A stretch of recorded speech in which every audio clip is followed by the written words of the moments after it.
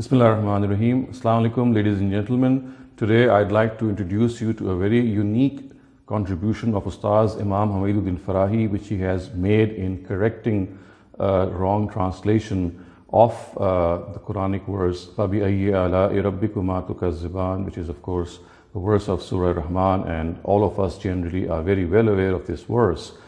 Generally translated, this verse has been put forth as O jinn and men, which of the favors of your Lord will you deny?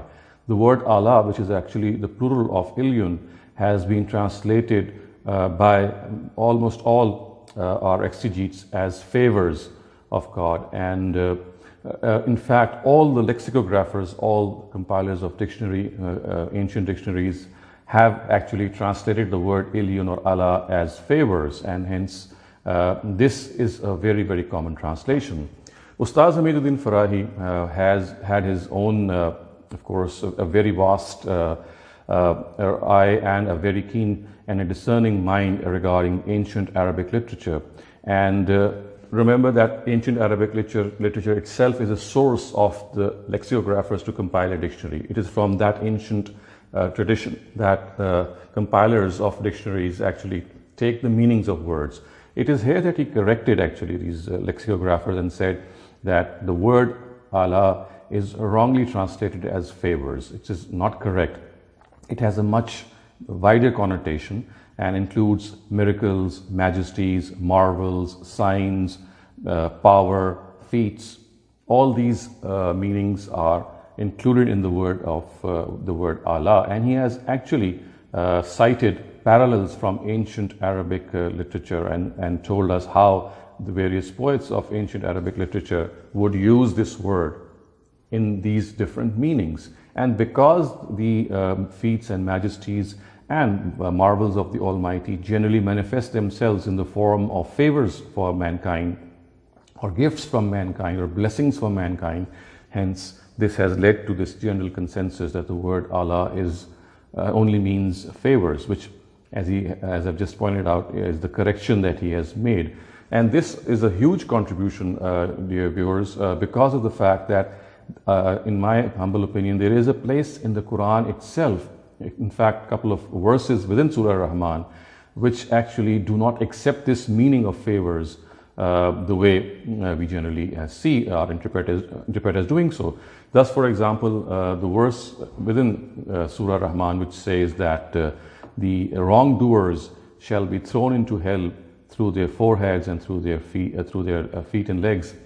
And then this verse occurs, فَبِأَيِّ آلَاءِ رَبِّكُمَا تُكَذِّبَانِ, and if it is translated as which of the favors of your Lord would you deny, it would of course have a very inappropriate connection with the previous verse. How can throwing someone in hell entail that the jinn or ins, or the jinn and mankind be addressed and told that which of the favors of your Lord will you deny? And the very next verse, يُعْرَفُ الْمُجْرِمُونَ بِسِيمَاهُمْ وَيُؤْخَذُ بِالنَّوَاسِي وَالْإِقْدَامِ, and the very next verse after this is actually هَذِهِ جَهَنَّمُ الَّتِي يُكَذِّبُ بِهَا الْمُجْرِمُونَ يَطُوفُونَ بَيْنَهَا وَبَيْنَ حَمِيمٍ آنٍ, that this is the hell that they had been denying. هَذِهِ جَهَنَّمُ الَّتِي يُكَذِّبُ بِهَا, the wrongdoers had been denying.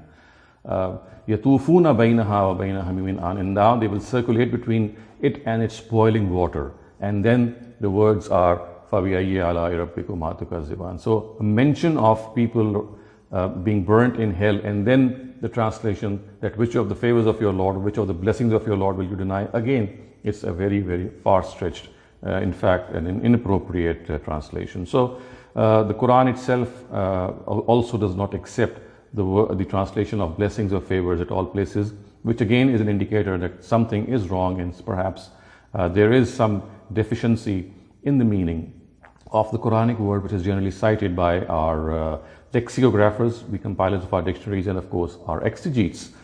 So as I said, this is a very unique and a very huge contribution, because generally it does not happen that people have the stature and the knowledge to correct dictionaries or correct them by telling us that they have not properly or comprehensively covered all the usages and all the meanings of a particular word in which the people of the language have used it.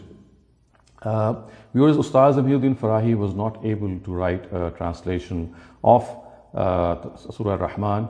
And so therefore it was left to his very able disciple and student Ustaz Amin Hassan Islahi to write this or to author a voluminous commentary on the Quran called the Tadabbur Quran. And when he actually translated Surah Ar-Rahman in that exegesis, he actually gave due deference to this research of his teacher, and he incorporated in his translation.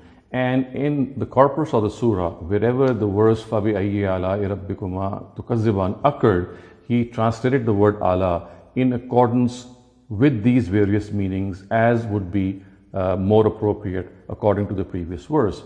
I'm just going to read out a couple of verses from his translation. Of course, his own work was in Urdu, so this Urdu work has been translated by myself into English.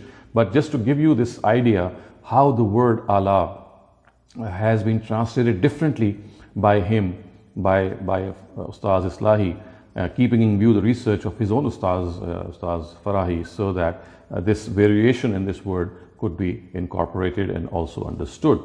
So verse 14 of Surah Ar-Rahman, its translation reads, "He created man from potter's clay and the jinn from the flame of fire. So which of your Lord's powers would you deny?" So the word powers is used here. "He alone is the Lord of both borders of the east, and he alone is the Lord of both borders of the west. So which of your Lord's majesty would you deny?" The word majesty is used here. "He has let loose the two oceans, they meet one another, yet between them is a barrier which they cannot cross. So which of your Lord's miracles would you deny?" So you can see the word "Allah" has been translated as miracles in this verse. "Pearls and corals come out of them. So which of your Lord's wonders would you deny?" The word wonders is used as a translation.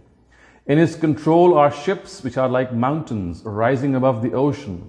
So which of your Lord's marvels would you deny?" So here the word marvels has been used. So it was this aspect of Ustaz Hameed Uddin Farahi's research that I wanted to explain here. And whenever you read Surah Ar-Rahman the next time, please make a note of this, that the word "Allah" has erroneously been translated, or I can say that it has not been sufficiently translated by most translators of the Quran, because they have just confined it to the meaning of blessings or favors, whereas as Ustaz Farahi has shown, it has a much wider connotation, and he has reinforced this from ancient Arabic literature, his research, and of course the Quran also readily accepts it. أقول قولي هذا واستغفر الله لي ولكم ولسائر المسلمين والمسلمات.